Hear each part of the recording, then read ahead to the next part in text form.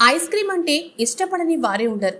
పైగా వేసవికాలం వచ్చింది కదా, ఇంకాస్త ఎక్కువగానే ఐస్ క్రీంల వైపు మొగ్గు చూపుతారు. కాలంతో సంబంధం లేకుండా తినేవారైతే లెక్కే ఉండదు. ఎప్పుడు పడితే అప్పుడు, ఎక్కడ పడితే అక్కడ ఐస్ క్రీం కనిపించిందే పాపంలా తినేస్తారు. అలాంటి వారికి ఇది నిజంగా షాకింగ్ న్యూస్ కాదు, ఒళ్ళు గగురు పుడిచే న్యూస్.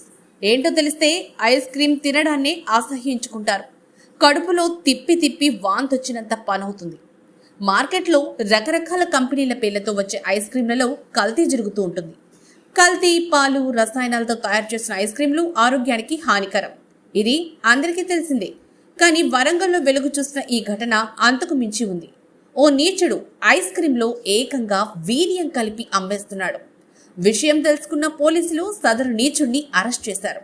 వివరాల్లోకి వెళితే వరంగల్ జిల్లా నెక్కొండ ప్రాంతంలో ఐస్ క్రీంలను కొందరు ఊరూరా తిరిగి అమ్ముకుంటూ ఉంటారు. అయితే వాళ్ళు అమ్మే ఫలూదా ఐస్ క్రీంలలో మూత్రం, వీర్యం కలుపుతున్నట్లు పోలీసులకు సమాచారం అందింది. ఇందుకు సంబంధించిన ఓ వీడియో కూడా నెట్టింట చక్కర్లు కొడుతుంది.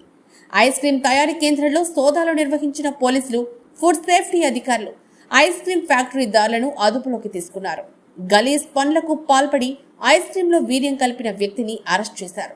ఐస్ క్రీంలో స్పర్మ్, యూరిన్ కలుపుతున్నారని తెలియడంతో వాటిని పరీక్షల నిమిత్తం ల్యాబ్కు పంపారు. వరంగల్లో రోడ్డు పక్కన వ్యాపారం చేసే వారికి కూడా పోలీసులు హెచ్చరికలు జారీ చేశారు. ప్రతి పదార్థానికి పరిశుభ్రతను పాటించాలని, లేకపోతే చర్యలు తీసుకుంటామని హెచ్చరించారు.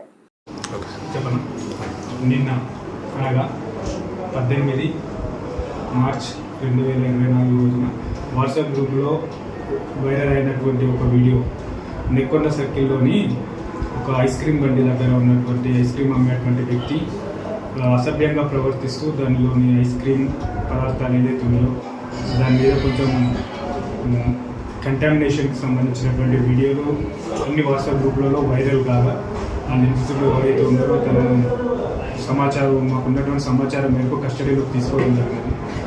తదుపరి విచారణలో భాగంగా ఫుడ్ సేఫ్టీ ఆఫీసర్స్కి ఇన్ఫర్మేషన్ ఇవ్వడం జరిగింది. వాళ్ళు కూడా దాని మీద తగిన చర్యలు తీసుకున్నారు.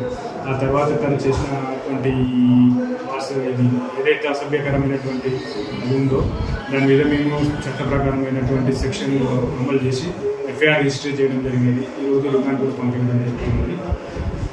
గ్రామ ప్రజలకు కానీ, ఐస్ క్రీమ్ చిరు వ్యాపారులకు కానీ, ఇలాంటి తిను పదార్థాలను అమ్మేటువంటి వ్యాపారులకు కానీ ఒక సూచన ఏంటనగా, మీరు ఎలాంటి తిను పదార్థాలను కానీ అమ్మినా, ఐస్ క్రీమ్లు కానీ అమ్మినా కానీ కూడా కొన్ని హైజీనిక్ కండిషన్స్ను మెయింటైన్ చేస్తూ ప్రజల యొక్క ఆరోగ్యాలను, వాళ్ళ యొక్క పదార్థాల యొక్క మంచిని కూడా కాపాడుతూ ప్రజల యొక్క ఆరోగ్యాన్ని దృష్టిలో పెట్టుకొని మీరు వాళ్ళకు సప్లై చేయాల్సిందిగా కోరుచున్నాము. ప్రజలందరి యొక్క ఆరోగ్యానికి మీరు కూడా సహకరించాల్సిందిగా కోరుచున్నాము. ఇలాంటి చర్యలు మళ్ళీ పునరావృతమైన ఎవరు చేసినా కానీ కూడా వారి మీద చట్టపరమైనటువంటి కఠినమైనటువంటి చర్యలు తీసుకోవడం జరుగుతుంది.